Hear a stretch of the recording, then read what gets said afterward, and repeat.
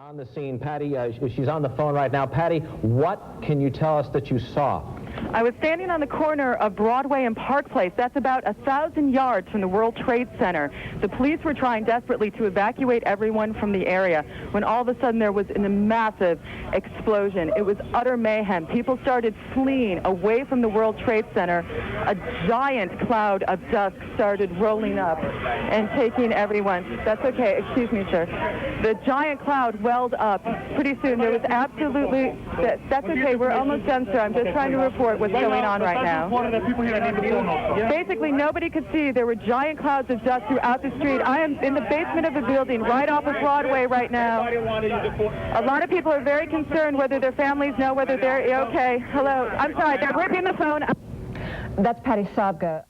Okay, Aaron, I'm in the main building of Pace University, which is inside the fallout zone of all the debris from the two building collapses. At the time of the first building collapse, I was at Broadway and Park Place. There was a huge cloud of smoke. It overcame the crowd. People were stampeding. Literally, the debris was so thick you could not see your hand in front of your face. I ducked around into a building that was on Park Place and Beekman Street. When I was in there, people were coming in. They were crying. They were wailing. You couldn't see anything outside. After the smoke had cleared a little bit, I came outside. The scene was like a ghost town in the financial district, very eerie. You saw people being wheeled on gurneys away from the site of the explosion. People were coming out with masks over their face, anything they could put over their face, because the air was still very thick with debris. The ash on the ground is at least 2 inches thick. It's more like snow cover, a very eerie snow cover blanketing downtown Manhattan right now. Now, at the time, I was back on the corner again of Broadway and Park Place. At that time, the police started running toward us, telling everybody to move who was left on the street. I looked up, and that's when I heard the, pardon me, that's when I heard the explosion. That's when the second tower came down. I've been watching people streaming here all morning, stopping a lot of them, talking to them, some phone clerks, some specialists.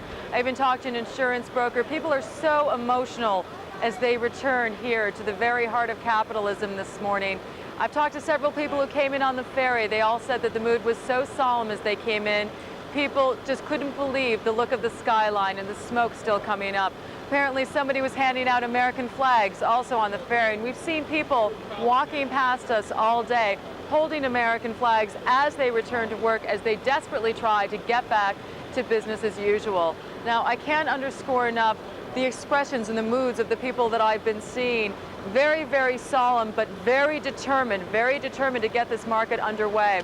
Now, I stopped several people after news came down of the rate cut by the Federal Reserve, that surprise, aggressive 50 basis point cut.